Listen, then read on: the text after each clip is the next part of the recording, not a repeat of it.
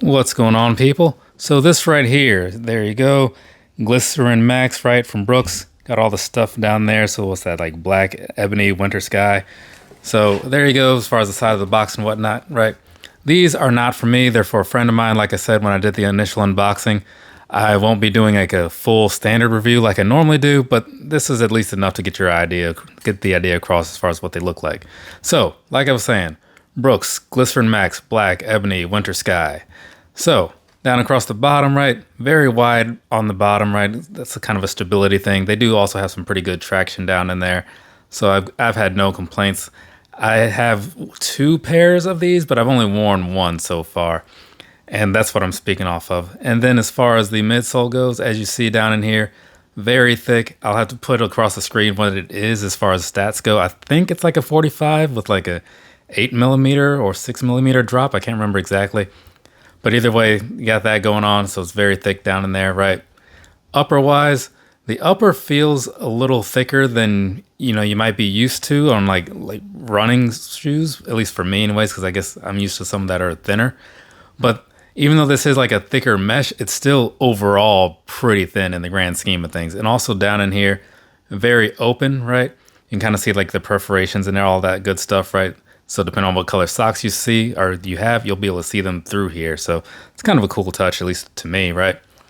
This over here, you got a big old logo on the side, right? You can kind of see that it's raised up quite a bit off of there. So that's what's happening. You don't have one on the inside. The inside is just going to be plain.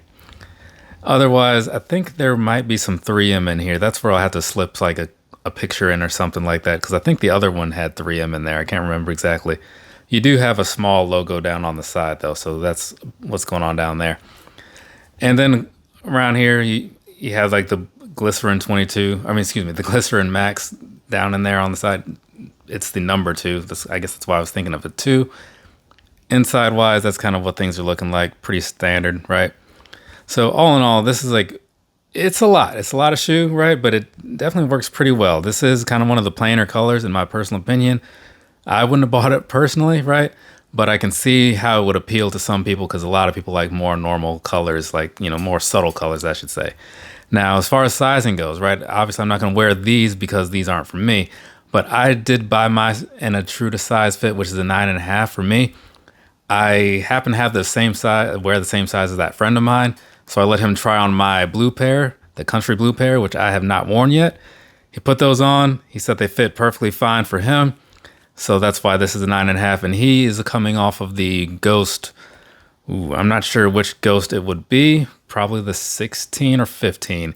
But either way, so another Brooks running shoe. So, kind of fits pretty well to just be able to go from that as far as a reference.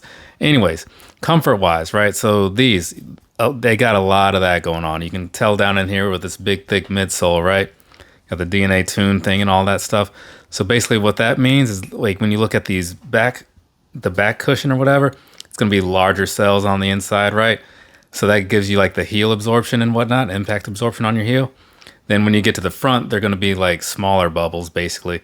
So that kind of gives you like more of a responsiveness when you had your like toe off and all that stuff. So that's kind of what's going on in there. And I will say it does actually like feel like that, Overall, the shoe is not made for speed, right? And you can kind of tell that.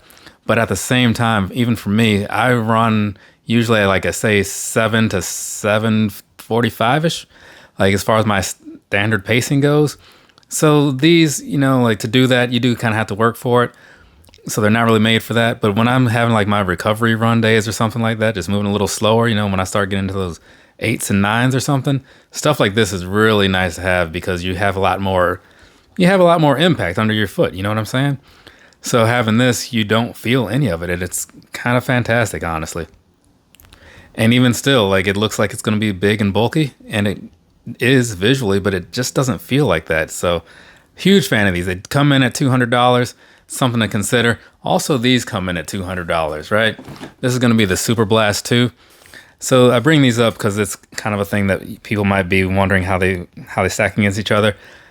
I would side with these for me personally because, again, like you can get speed in these and it feel more natural and more fluid, and it just works better, right? These are made. So you got the Fly Foam Turbo, right? These are a good bead shoe, right, with the comfort. These are more on just like the straight comfort. So depending on where you are on that spectrum or whatever, that's kind of how I would make that decision. But all in all, I've got no complaints about them. So there you go. From me to you, have a nice rest of your day or rest of your night, whatever it is, wherever you are. That's it for me. Yeah, later, people.